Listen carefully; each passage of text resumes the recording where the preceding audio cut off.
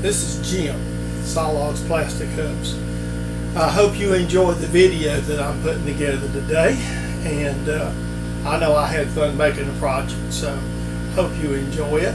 Have a great day and stick around and watch the video. Today Jim Dedman done Mr. Pete Tubalcain impression. I was buyer number 98. This is not as involved as one of Mr. Pete's showings, but we're going to throw this in right quick. You can tell I'm sweating like a horse. I just got in from an auction. This auction was in Burlington, North Carolina, which is north of Greensboro. If you're not familiar with North Carolina, I live in Dallas, North Carolina, which is a little bit west of Charlotte, North Carolina. So basically, it's what we call the North Carolina Piedmont Triad, and it was in a man's two-car garage. He was, and you'll probably hear this in the video again, he had deceased. He was done gun work, clock work, home machinist. His shop had 3 lathes in it. One was an import, like a maybe a 9-inch swing, but 20 so. Nice little import lathe. It wasn't, he had no quick change blocks with his stuff. It was all high-speed steel. So he had one lathe like that. He had a South Bend 9A fully tooled with collets and everything. The collets got busted up, but it had collets and chucks and all the tooling with it. Then he had a Rockwell about the size of my Grizzly, and the lathes sold for a pretty reasonable price. He had a really nice Inco mill. Didn't have DRO on it, no power feeds, nothing like that. A real nice Inco mill.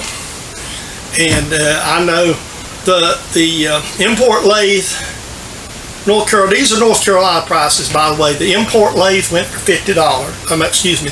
The import lathe went for about $650, I think. The South Bend went for $900, $1,000, a little over $1,000, $1,100.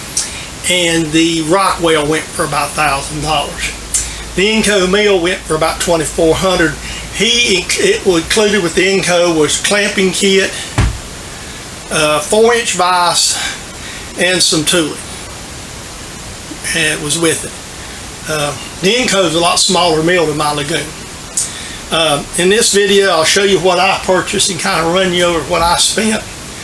I spent a whopping $533 today. For old man, that's a lot of money.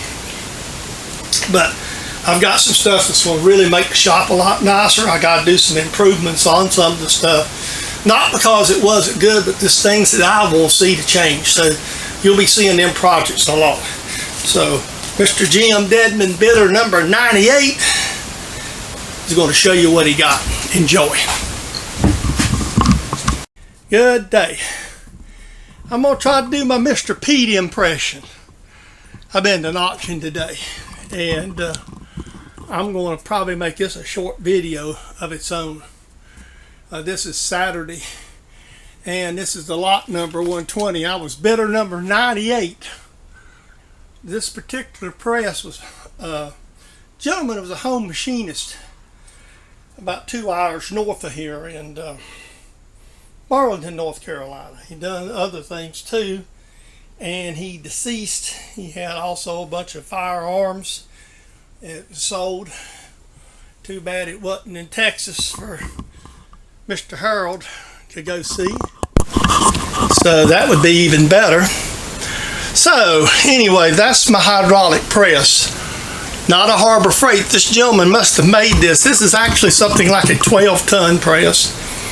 And nobody but me bidded on it. I give a whopping $50 for it, and it fits in my tight shop. But wait, okay, the springs was laying on the press, and so they was just so I carried them out. And right here on top of the springs is a little 4-inch Harbor Freight caliper that I'm not real fans of, but I bid $10 on it. Move over to these clamps, and all these clamps was in a box. I think I give about $20, $25, $30 for them. A couple of them's little homemade vices like Mr. Pete showed. And then there's a couple of some homemade clamps here. So that kind of expands that possibility too. Do this quickly because I just got home and just carried the stuff in. This is what I'm proudest of. This is a little small dividing head. I don't know if it's actually a Brown and Sharp or an import that it's just hard to tell. I can't really make it out. I know it's got an import chuck on it. It's got screw, but the chuck's designed for screw head. The tailstock says Brown and Sharp, but it says it's a number 0. So it's basically a small dividing head. But if I decide I want to cut gears or use the dividing head, that feature being small is not going to hurt a thing. You know, I have a rotary table I had bought, but this is the most expensive thing I purchased at the auction, and I give right at $350 for the whole rig as you see it. There's some, there's like a centers back here. Not really sure what this is. I'll have to look. Chuck jaws, a mandrel piece for doing gears. I would assume it's got a Morse taper inside. It's small Morse taper, and it's got one collet with a screw to it, with 3 dividing plates and a spindle protector. So that's the haul right there on that. We'll move right on over, and these are 2 pump oil cans. These I bought these for $15 a piece. I might have overpaid. They're Craftsman's. And so I had to give $30 for them because it's one price. The rest of it was other kind of cans. This is a can holder that went with one of them. This is an electric die grinder. And from what I understand, one of the people there at that auction said this particular gentleman, he had a lot of older hand tools and he'd rebuild them, put bearings and stuff in them.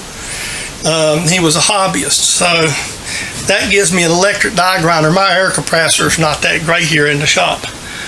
Alright, I'm going to close all this up and probably throw maybe a video together. I don't know, today or tomorrow. I'm going to take a shower, talk to my sweetheart. I left this morning at 8 o'clock and it's approximately 6 right now, and the auction wasn't finished. They'd probably be selling to 4 to 5. There was still a lot of stuff. There was a lot of guns, firearms and stuff. And let me just cut this off a second. I hope you enjoyed today's video. I enjoyed making it for you. This again, a quick thanks to all the folks who subscribe and comment on my channel. And if you're not yet a subscriber, please hit the little subscribe button there, below the video. Again, this is a copyrighted production of James Dedman, Sawlogs Plastic Hubs. And I hope you enjoyed today's video, and I will see you on the next video.